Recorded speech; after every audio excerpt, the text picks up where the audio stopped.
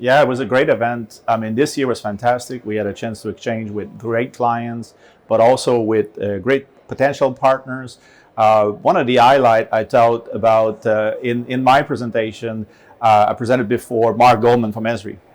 And over the weekend and stuff, we exchanged emails, and he wanted an IFC file. So we gave him an IFC 4.3 file, and within a few minutes, he had it loaded in ArcGIS and was able to display it. So we had a partnership ongoing directly on the stage. So I thought this was the real spirit of IFC and open standards in that context. So that was an highlight for me. I was like, wow, this stuff works, so it's great.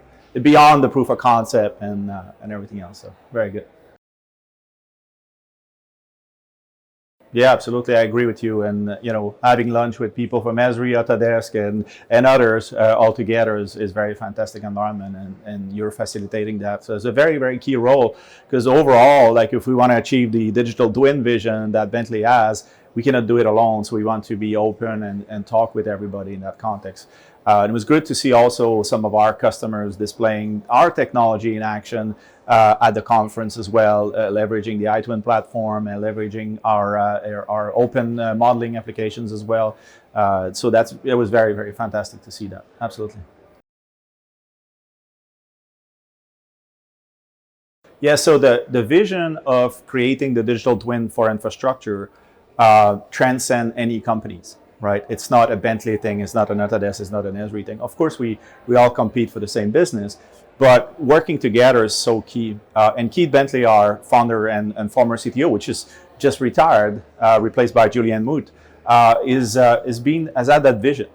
And when we sat there and we heard it for the first time that he was making the iTwin platform open source and the format, the iModel open, we were very surprised. And then thought this was very, very bold move.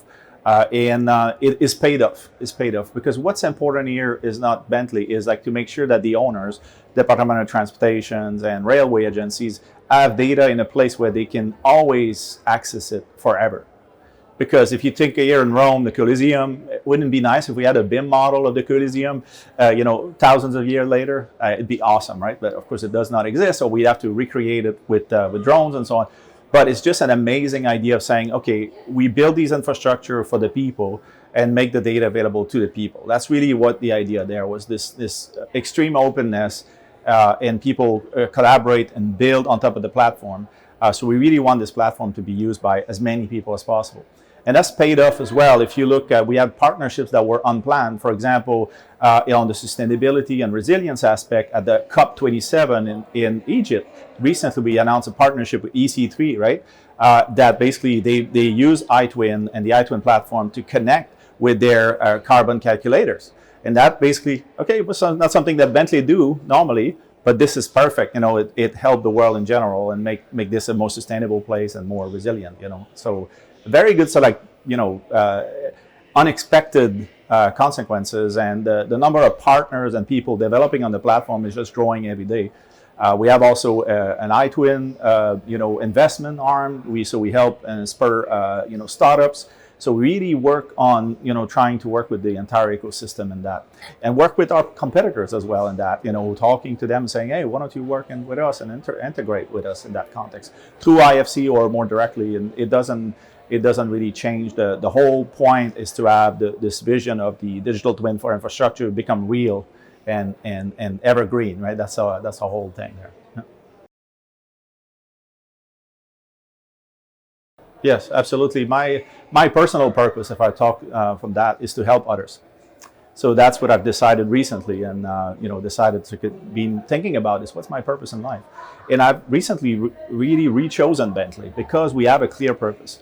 Through our software, we're changing the world. We're changing society. We provide transportation. We provide water. We provide, energy. And so that way, we allow the world essentially to this notion of digital twin and wanting to be the digital twin company to enable infrastructure to be all connected and systems of systems and this ability to do more with less.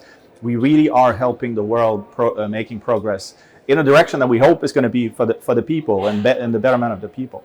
The thing that is also very important to me is that we don't leave anybody behind. So anybody from any sort of the community, some of them might be left behind, and so we want to bring them along. And so saying have an inclusive, number of people to really make a difference in this world, and that's what this is all about, right? So it's not about the money, it's not about the profit, it's about how we can help society to grow and become more resilient, more sustainable, so we can face the climate change challenges, the aging population, the labor force shortage, and these sort of things, And there's so many digital things that can help. It's just amazing how quickly this world is evolving. Yeah.